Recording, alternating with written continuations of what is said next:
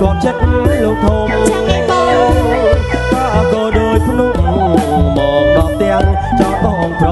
មកយូរយ៉ាម្ដងបងកាពីក្រែងកើតរោគស្វឹកម៉ែថាបើផឹកសូមកុំអោយតែបងមានស្រីអូនអើយកុំភ័យបងមិនមានថ្មីឲ្យស្រីនៅមានបាយ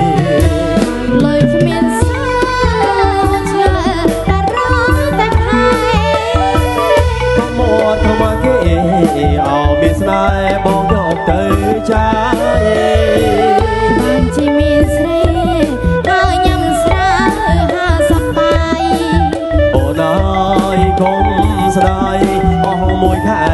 នៅសល់មួយខែថ្ងៃក្រោយមិនកែបើបាន5ខែមកឲ្យលេងបងហើយចៅបងអូនយ៉ា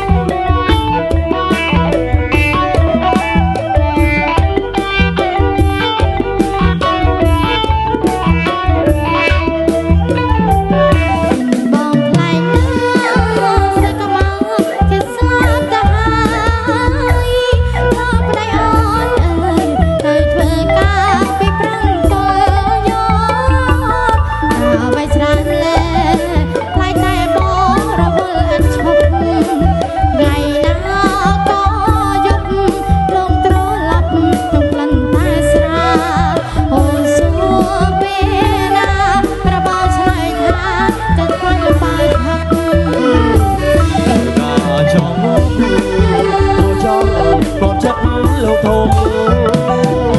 តាក៏ដូចភ្នំមកដល់ផ្ទះចោលបងប្រមកយូរយ៉ាម្ដងបងកាពីក្រែងកើតរោគស្វឹកម៉ែថាបើផឹកសូមកុំអោយតែបងមានស្រីអូនអើយកុំភ័យបងមិនមានថ្មីឲ្យស្រីនៅមេបាយ